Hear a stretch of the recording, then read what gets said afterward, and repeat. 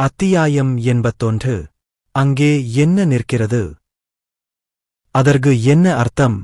Gowns மாளிகையிலிருந்து வெளிப்பட்ட ரியானா வந்தவுடன் உடனடியாக தனது துணை அதிகாரிகளிடம் கத்தினாள். சில உறுப்பினர்கள் ஏன் காணாமல் போயுள்ளனர்? அந்த உறுப்பினர்கள் இன்னும் திரும்பி வரவில்லை. ஒரு பணியில் ஈடுபட்டிருந்த 3 புனித மாவீரர்கள் இன்னும் திரும்பி வரவில்லை. தனக்குக் கீழ் பணிபுரிபவரின் அறிக்கையை கேட்டு ரியானா கண்களை மூடிக்கொண்டாள். இப்போது மதியம் ஆகிவிட்டது. விரைவில் சூரியன் மறைந்து மாலை வேளை வரும். தகவல் சேகரிப்பதற்காக வெளியே சென்ற மற்றவர்கள் ஏற்கனவே திரும்பி வந்துவிட்டனர். இன்னும் திரும்பி வராதவர்கள் மட்டுமே எஞ்சியுள்ளனர். இது வெறும் ஒரு சாதாரண தாமதம் அல்ல, இல்லையா? ஒரு பணியை மேற்கொள்ளும்போது இது சாத்தியம், இல்லையா? அவள் அந்த சாத்தியத்தை எதிர்பார்த்தாள். ஒரு பணி எப்போதும் ஒரு குறிப்பிட்ட நேரத்தில் முடிவதில்லை. ஏதேனும் சிக்கல்கள் இருந்தால் பணி தாமதமாகலாம். ஆனால் அப்படி ஒரு சூழ்நிலை இருந்திருந்தால், எவ்வளவு நுட்பமானதாக இருந்தாலும் அதைப் பற்றி ஏதேனும் குறிப்பிடப்பட்டிருக்கும். அந்த உறுப்பினர்களிடமிருந்து தனித்தனி குறிப்புகள் எதுவும் இல்லையா? ரியானாவின் கேள்விக்கு துணை அதிகாரி லேசாக தலையசைத்தார். குறைந்தபட்சம் அவளுக்கு அது கொஞ்சம் நிம்மதியை அளித்தது. ஆனால் பிரச்சனை என்னவென்றால், அந்த நிவாரணம் நீண்ட காலம் நீடிக்கவில்லை. எப்படியிருந்தாலும் சிறிது நேரத்திற்கு முன்பு அஞ்சல் வந்தது. அது ஹண்டர் சங்கத்திலிருந்து. ஹண்டர் சங்கமா? ரியானா தன் கீழ் பணிபுரிபவர் தனது சட்டைப்பையில் இருந்து கொண்டு வந்த அஞ்சலை விரைவாக பிடித்தாள். பின்னர் அவள் அதை கிழித்து திறந்து உடனடியாக உள்ளடக்கங்களைப் பார்த்தாள். உள்ளடக்கம் எளிமையாக இருந்தது. கருட இராச்சியத்தின் தற்போதைய நிலைமை மற்றும் மலைத்தொடரை ஆராய்வதற்கான அவர்களின் நோக்கம் தொடர்பான ஒரு சுருக்கமான விளக்கமும் அதில் இருந்தது. அவர்கள் செல்லவிருக்கும் நிலவரையின் இருப்பிடத்தைக் குறிக்கும் ஒரு எளிய வரைபடம் இணைக்கப்பட்டிருந்தது. நிலைமை நன்றாக இல்லை. தற்போதைய சூழ்நிலையிலிருந்து பார்க்கும்போது காணாமல் போன 3 புனித மாவீரர்கள் மலைத்தொடரில் ஏறுவதற்கு முன்பு அவளுக்கு ஒரு கடிதம் அனுப்பியதாகத் தோன்றியது. அவளுக்கு அந்த கடிதம் வந்து பல மணி நேரங்கள் ஆகிவிட்டன. ஆனாலும் இன்னும் எந்த செய்தியும் வரவில்லையே. அது நிச்சயமாக ஒரு நல்ல அறிகுறி இல்லை. இப்போதைக்கு பயணத்தின்போது யோசிப்போம். இப்போது தேவைப்பட்டது விரைவான சூழ்நிலை தீர்ப்பு மற்றும் நேரம். ரியானா விரைவாக வண்டியில் ஏறினாள். தற்போது ரியானா ஒரு வணிகராக மாறுவேடமிட்டிருந்தார். மேலும் சுற்றியுள்ள புனித மாவீரர்கள் அவளை அழைத்துச் செல்லும் ஹாண்டர்களாக மாறுவேடமிட்டிருந்தனர். எனவே வண்டியின் நிலை மிகவும் நன்றாக இல்லை. முடிந்தவரை விரைவாக நகருங்கள். வண்டி மெதுவாக நகரத் தொடங்கியது. நகரும் வண்டியின் உள்ளே ரியானா தன் தலைமுடியில் கையை ஓட்டினாள். அது தற்காலிகமாக இருந்தபோதிலும் அவர் தற்போது ஹோலி நைட் புனித ஆர்டரின் துணைத் தளபதி பதவியை வகித்து வருகிறார். அதற்கு முன்பு அவர் தளபதியின் துணைத் தலைவராக பணியாற்றினார். இதன் மூலம் அவர் நிறுவனத்திற்குள் கணிசமான நம்பிக்கையை பெற்றார். மேலும் இந்த முறை அவளுக்கு ஒரு பெரிய பணி ஒப்படைக்கப்பட்டது. ஆனால் அவள் தனது உறுப்பினர்களை நிர்வகிப்பதில் தோல்வியடைந்து பணியில் வெற்றி பெற முடியாவிட்டால் என்ன செய்வது? அவள் நிச்சயமாக பணிநீக்கம் செய்யப்படுவாள். ஆனால் பிரச்சனை என்னவென்றால், பணிநீக்கம் என்பது முடிவாக இருக்காது. என் பதவி முடிந்துவிடும். அவள் சிறு வயதிலிருந்தே அந்த அமைப்பை பார்த்து வளர்ந்தாள். மேலும் அதன் வார்த்தைகளை விசுவாசத்துடன் குருட்டுத்தனமாக பின்பற்றினாள். அவளது வாழ்க்கையை அந்த அமைப்புடன் ஒத்ததாகக் காணலாம். ஆனால் இந்த சம்பவத்தால் இதுவரை அவள் செய்த அனைத்து முயற்சிகளும் வீணாகிவிடும் வாய்ப்பு இருந்தது. அது நான் கண்டிப்பாக அனுமதிக்க முடியாத ஒன்று. தற்போதைய சூழ்நிலையை எவ்வாறு சரிசெய்வது என்பது பற்றி ரியானா தொடர்ந்து யோசித்தாள். ரியானா யோசித்துக் கொண்டிருக்கும்போதே வண்டி ஏற்கனவே அவர்களின் தலைமையகத்தை அடைந்துவிட்டது. அங்கே அது ஏற்கனவே தங்கள் பணிகளை முடித்துவிட்டு திரும்பிய புனித மாவீரர்களால் நிரம்பியிருந்தது. ஆனால் மூவரையும் இன்னும் காணவில்லை. இப்போது தேர்வு செய்ய வேண்டிய நேரம் இது. காணாமல் போன உறுப்பினர்களைத் தேடுவதா அல்லது அவர்கள் இல்லாமல் பணியைத் தொடர்வதா? நிச்சயமாக ஆரம்பத்திலிருந்தே பிந்தையதைத் தேர்ந்தெடுப்பது ஒரு விருப்பமாக இருக்கவில்லை. அப்படியானால் துணைத் தளபதியாக தனது தகுதிகள் குறித்த சர்ச்சைகளுடன் அவள் கைகுலுக்குவார். இறுதியில் ஒரே ஒரு தேர்வுதான் இருந்தது. முதலில் காணாமல் போன உறுப்பினர்களைக் கண்டுபிடிக்க வேண்டும். அதிர்ஷ்டவசமாக அவர்கள் இருக்கும் இடத்தை துல்லியமாக பதிவு செய்திருந்தனர். வரைபடம் இல்லாமல் அவர்கள் மலைகளுக்குச் சென்றிருந்தால் ரியானா ஆரம்பத்திலிருந்தே கைவிட்டிருக்கலாம். மலைகள் மிகப் பெரியதாக இருந்தன. அவர்கள் தங்களை புனித மாவீரர்களாக வெளிப்படுத்தி பற்கள் வரை ஆயுதம் ஏந்தியிருந்தாலும் கூட அவர்களின் தற்போதைய சாகச உபகரணங்கள் மிகவும் பற்றாக்குறையாக இருந்தன. இருப்பினும் அவற்றைக் கண்டுபிடிக்க நேரடியாகச் செல்வது புத்திசாலித்தனம் அல்ல. எல்லாவற்றிற்கும் ஒரு நியாயமான காரணம் இருக்க வேண்டும். மேலும் எளிய செயல்களின் நன்மைகளுக்கு முன்னுரிமை அளிக்கப்பட வேண்டும். ரியானா மீண்டும் யோசனையில் ஆழ்ந்தாள். காணாமல் போன 3 துணை அதிகாரிகள். அவர்கள் மலைகளை நோக்கிச் சென்று கொண்டிருந்தார்கள். அவர்கள் அனுப்பிய கடிதத்தில் கருட இராச்சியத்தின் தற்போதைய நிலைமை குறித்த விவரங்கள் இருந்தன. அதில் மிகவும் குறிப்பிடத்தக்க விஷயம் என்னவென்றால், மலைகளுக்குள் நுழைவதற்கு அரச குடும்பத்தினர் கடுமையான தடை விதித்திருந்தார்கள். அது என்னவாக இருக்கும்? ரியானா தலையை ஆட்டினாள். அரக்கர்கள் தோன்றியிருந்தால் நுழைவதற்குத் தடை விதிப்பதற்குப் பதிலாக அடிபணிதல் உத்தரவை பிறப்பிப்பது சாதாரணமாக இருந்திருக்கும். அசுர அலைகளிலும் இதுவே நடந்தது. ஆனால் இந்த முறை வீரர்கள் உள்ளே நுழைவதற்கும் தடை விதிக்கப்பட்டது. அது அசுரர்களுடன் தொடர்புடையதாக இருந்திருந்தால் அரச குடும்பம் வேறு எவரையும் விட வீரர்களை பயன்படுத்த முயற்சித்திருக்கும். ஆனால் அவர்கள் செய்யவில்லை. கண்டுபிடிக்கக்கூடாத ஒன்றை அவர்கள் மறைக்க முயற்சிப்பது போல் இருந்தது. எதையோ மறைக்க. ஒரு கணம் அவள் மனம் மின்னியது. சிதறிய புதிர் துண்டுகள் திடீரென்று ஒன்று கூடுவது போல எண்ணங்கள் ஒன்றிணைந்தன. ஆரம்பத்திலிருந்தே அது விசித்திரமாக இருந்தது. கருட இராச்சியத்திற்கு மலைகள் முக்கியமான நிலப்பரப்பாக இருந்தன. ஆனாலும் அவர்கள் அதைத் தடுத்தார்களா? அவர்கள் எதையாவது மறைத்திருந்தால் அது என்னவாக இருக்கும்? வளங்கள்? இல்லை. இது அநேகமாக முந்தைய அசுரர்களைப் போன்ற ஒரு காரணத்திற்காக இருக்கலாம். ரியானா யோசித்துக் கொண்டிருக்கும்போது ஒரு புதிர் துண்டு அவள் நினைவுக்கு வந்தது. காணாமல் போன புனித மாவீரர்களும் துறவிகளும் உண்மையில் கருட ராஜ்ஜியத்துடன் தொடர்புடையவர்களாக இருந்தால் என்ன செய்வது? அது ஒரு திகைப்பூட்டும் அனுமானம். இதுவரை கருட இராச்சியத்தின் மீது அழுத்தம் கொடுப்பதாக தேவாலயங்கள் கூறுவதாகவே இருந்தது. ஆனால் அது உண்மையாக இருந்தால் என்ன செய்வது? கருட இராச்சியம் உண்மையிலேயே அதை எப்படியாவது மறைக்க ஏதாவது செய்திருந்தால் அது அவள் முதுகுத்தண்டில் நடுக்கத்தை ஏற்படுத்தியது. ஆனால் அதே நேரத்தில் அவள் லேசாக சிரித்தாள். அது உண்மையில் ஒரு வாய்ப்பாக இருக்கலாம். ஒருவேளை மலையில் ஏறிய துணை அதிகாரிகளும் இவ்வளவு தூரம் யோசித்திருக்கலாம். பின்னர் விஷயங்கள் எளிமையாகின. இந்த பணியில் இருந்த துணை அதிகாரிகளுக்கு ஏதாவது நடந்திருந்தால் என்ன செய்வது? ஆணையின் குரல் சத்தமாக வளரும். இந்த சம்பவம் நன்றாக கையாளப்பட்டால் அவர்கள் கருட ராஜ்ஜியத்தையே செயலிழக்கச் செய்யலாம். ஆணையைத் தொடுவது அப்படிப்பட்ட விஷயம். உண்மை முக்கியமில்லை. இந்த புதிரின் சாவியை அவள் வைத்திருந்தால் போதும்.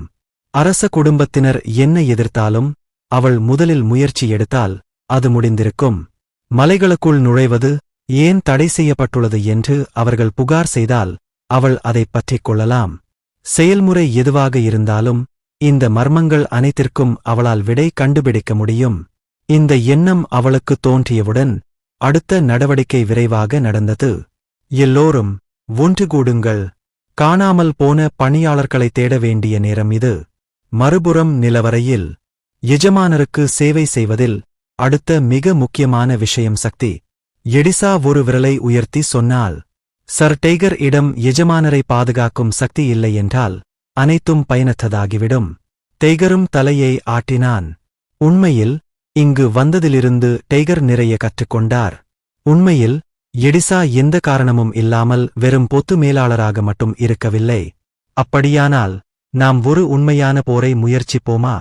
காணாமல் போன சக ஊழியர்களைக் கண்டுபிடிக்க ஒரு குழு வருவதால் 3 வீரர்களையும் எடிசா திறமையாகக் கையாண்டிருந்தாள். உண்மையில் அவர்கள் கருட ராஜ்ஜியத்திற்குள் ஊடுருவிய புனித மாவீரர்கள். இதை அறிந்த எடிசா காணாமல் போன தங்கள் சக ஊழியர்களைக் கண்டுபிடிக்க விரைவில் வருவார்கள் என்றும் எதிர்பார்த்தாள். ஆனால் டெய்கர் தெய்வீக சக்தியால் மிகவும் பாதிக்கப்படக்கூடியவர். புனித மாவீரர்களை எதிர்கொள்வது சாதகமாக இல்லை. டெய்கர் ஒரு இறக்காத அசுரன் என்பதால் ஹோலி நைட்ஸுடனான அவரது உறவு மிகவும் மோசமாக இருந்தது. டெய்கர் தரம் 5 நட்சத்திரங்களாக இருந்திருந்தாலும் அவருக்குத் தெரியாது. ஆனால் தற்போது அவர் 4 நட்சத்திரங்களாக இருக்கிறார். அவர் எப்படி ஒரு டிமன் வாளுடன் சண்டையிட்டாலும் பல புனித மாவீரர்கள் அவரை நோக்கி விரைந்தால் அது கடினமாக இருக்கும். ஒரு யோசனை தோன்றியது போல எடிசா அருகில் நின்ற ஒரு எலும்பு கூடு வீரனை அழைத்தாள். டித்னைட்டை கொண்டு வா. மலைகளில் இருள் விரைவாக வருகிறது. மாலை நேர சூரியன் மரங்களின் வழியாக அரிதாகவே ஊடுருவி நீண்ட நிழல்களைப் போட காடு படிப்படியாக இருளில் மூழ்கத் தொடங்கியது. அந்த இருளுக்கு மத்தியில் காட்டில் அலைந்து திரிந்தவர்கள் இருந்தனர். அவர்கள் வரிசையின் புனித மாவீரர்கள். மரங்களின் வழியாக ஊடுருவி வந்த சூரிய ஒளி அவர்கள் வைத்திருந்த வாள்களுக்கு ஒரு பிரகாசத்தை அளித்தது.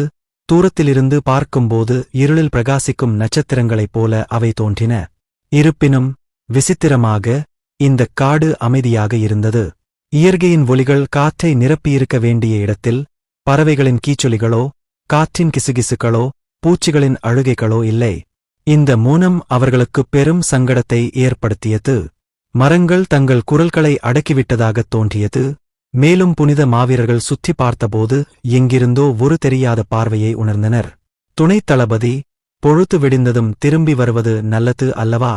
இது போன்ற இருள் நிறைந்த இடத்தில் அவர்களின் செயல்பாடுகள் குறைவாகவே இருந்தன. அவர்கள் தெய்வீக சக்தியால் அந்த பகுதியை ஒளிரச் செய்தாலும் சுற்றியுள்ள இருளை அவர்களால் விரட்ட மட்டுமே முடியும். அதனால்தான் முன்னர் கூறப்பட்ட பரிந்துரை நியாயமானது. பணியை நிறைவேற்ற இது சரியான நேரம் அல்ல. வரைபடத்தில் குறிக்கப்பட்டுள்ளபடி மட்டுமே நாங்கள் இவ்வளவு தூரம் வந்துள்ளோம். ஆனால் அவளுடைய வெறித்தனமும் அவசரமும் அவளுடைய பகுத்தறிவை முடக்கியிருந்தன. தற்காலிகமாகவோ இல்லாவிட்டாலும் துணைத் தளபதியாக ஹோலி நைட்ஸை வழிநடத்தியவர் அவர்தான். வேறு வார்த்தைகளில் கூறுவதானால் தற்போதைய சூழ்நிலையில் அவளுடைய வார்த்தைகளும் செயல்களும் சட்டமாக இருந்தன. இறுதியில் அவள் தன் விருப்பப்படி முன்னேறிச் சென்றாள். அவள் அதை அறிவதற்கு முன்பே வரைபடத்தில் குறிக்கப்பட்ட இடத்திற்கு அருகில் அவர்கள் வந்துவிட்டார்கள். இப்போது நிலவரை பார்வைக்கு வரவேண்டிய நேரம் இது. அவர்கள் தங்கள் சுற்றுப்புறங்களைத் தேடி இன்னும் மெதுவாக முன்னேறினர். விரைவில் காட்டின் அமைதியான குலைத்து உயிரினங்கள் தோன்றின. இருளில் இருந்து எலும்புகள் மோதிக்கொள்ளும் சத்தம் நெருங்கி வந்தது. எல்லோரும் போருக்குத் தயாராகுங்கள். அனைவரின் கவனத்திற்கும் மத்தியில் ரியானா சத்தமாக கத்தினாள். மரங்களின் ஊடே மங்கலான வெளிச்சம் வழிந்து கொண்டிருந்ததை அவர்கள் ஆராய்ந்தபோது அவர்களின் உருவங்கள் தெரிந்தன. எலும்புக்கூடுகள். அமானுஷ்யமான எலும்புகளை மட்டுமே எஞ்சியிருந்த எலும்புக்கூடு வீரர்கள் கையில் துருப்பிடித்த வாள்களுடன் அவர்களை நோக்கி ஓடிக்கொண்டிருந்தனர். அவர்கள் உயர்மட்ட அரக்கர்கள் அல்ல, மாறாக எலும்புக்கூடு இனங்களில் மிகக் குறைந்த தரவரிசையில் இருந்த எலும்புக்கூடு வீரர்கள். அவர்களின் எண்ணிக்கை 5. முன்பு இருந்த பதட்டமான சூழல் ஒரு நொடியில் கலைந்தது. சிலர் எலும்புக்கூடு வீரர்களை பார்த்து சிரித்தனர். மற்றவர்கள் நிம்மதிப் பெருமூச்சு விட்டனர். என்ன, இவர்களா? அவர்கள் நினைத்த பயங்கரமான சூழலில் ஒரு நட்சத்திர அசுரன் மட்டுமே தோன்றியதைக் கண்டு நிம்மதி அடைந்தனர். அதே நேரத்தில் 1- நட்சத்திர எலும்புக்கூடு வீரர்கள் மட்டுமே அவர்களை எதிர்கொள்ள வந்தது அபத்தமாகவும் தோன்றியது. இருப்பினும் ரியானா அந்த காட்சியை பார்த்து மெதுவாகச் சிரித்தாள். இது இன்னும் ஒரு நிலவரை கூட இல்லை. ஒரு நிலவரை கூட இல்லாதபோது தோன்றும் அரக்கர்கள். நிச்சயமாக அரக்கர்கள் நிலவரைகளுக்கு வெளியே இருக்க முடியும். குறிப்பாக இறக்காத அரக்கர்கள் இயற்கையாகவே மரண சக்தியால் நிரம்பி வழியும் இடங்களில் நிகழலாம். ஆனால் இது மலைகளின் காடு. இது வெறும் தற்செயலானதா? ரியானா சுற்றுமுற்றும் பார்த்தாள். அவள் அதை எப்படி பார்த்தாலும் இங்கே எலும்புக்கூடுகள் தோன்றுவதற்கு எந்த காரணமும் இருப்பதாகத் தெரியவில்லை. செத்துடு. நம் பாதையைத் தடுக்கப் பார்க்கிற இறக்காதவர்களா? அவற்றை ஒழித்துக் கட்டுங்கள். தோன்றிய எலும்புக்கூடு வீரர்களை நோக்கி துணை அதிகாரிகள் விரைந்தனர். பொதுவாக அவர்கள் எச்சரிக்கையாக இருந்திருக்க வேண்டும். ஆனால் அவர்கள் பலவீனமான அரக்கர்களாக இருந்ததால் அனைவரும் உற்சாகமாக தங்கள் வாள்களை சுழற்றினர். அவர்கள் அனைவரும் புனித மாவீரர்கள். அவர்கள் தங்கள் வாள்களில் தெய்வீக சக்தியை செலுத்தி சுழற்றும்போது எலும்புக்கூடு வீரர்கள் மங்கலான வெளிச்சத்தில் சிதறத் தொடங்கினர். ஆனால் அது நீண்ட காலம் நீடிக்கவில்லை. ஏன் இவ்வளவு பேர் வெளியே வருகிறார்கள்? பல அசுரர்கள் இருந்தாலும் மிக அதிகமாகவே இருந்தனர். முதலில் 5 பேர் இருந்தனர். பின்னர் 10 எலும்புக்கூடு வீரர்கள் தோன்றினர். ஆனால் அவற்றைக் கையாண்ட பிறகு 15 புதியவை வெளிப்பட்டன. ரியானா முகம் சுளித்தாள். அது சரி, இந்த இறக்காதவை இயற்கையான நிகழ்வுகள் அல்ல. எங்கோ ஒரு அசுரன் அவர்களை கட்டுப்படுத்த வேண்டும். அவர்கள் சூழ்ச்சி செய்யப்படுகிறார்கள். நிச்சயமாக தற்போதைய சூழ்நிலைக்கு எவ்வாறு எதிர்வினையாற்றுவது என்பதை அவர்கள் கவனித்துக் கொண்டிருக்க வேண்டும். அவள் வாளை உயர்த்தினாள். அவள் உணர்ந்த எரிச்சலுடன் அவள் சத்தமாக கத்தினாள். ஓ தெய்வமே, உமது உண்மையுள்ள சீடர்களுக்கு அந்த அசுத்தமான மனிதர்களை தூய்மைப்படுத்தும் சக்தியை வழங்குவாயாக. புனித சுத்திகரிப்பு. ரியானா வைத்திருந்த வாளிலிருந்து ஒரு பிரகாசமான வெள்ளை ஒளி வெளிப்படத் தொடங்கியது. அந்த வெள்ளை ஒளி எலும்புக்கூடு வீரர்களை நோக்கி செலுத்தப்பட்டது. காட்டை ஒரு பெரிய வெளிச்சம் மூடியது. ஒரு கணம் கழித்து வெளிச்சம் படிப்படியாக மங்கியது. மேலும் எலும்புக்கூடு வீரர்கள் யாரும் இல்லை. அமைப்பை பராமரித்து முன்னேறுங்கள். அவர்களின் நிலைப்பாடு ஏற்கனவே அம்பலமாகிவிட்டது. இங்கே பின்வாங்குவது அதிக இழப்புகளை மட்டுமே ஏற்படுத்தும். இதுபோன்ற சந்தர்ப்பங்களில் அச்சுறுத்தலை வெறுமனே அகற்றுவது நல்லது. மேலும் எதிரிகள் இறக்காமல் இருந்தனர். புனித மாவீரர்களாக அவர்களின் உபகரணங்கள் போதுமானதாக இல்லாவிட்டாலும் அவர்களால் நிச்சயமாக அவற்றை கையாள முடியும்.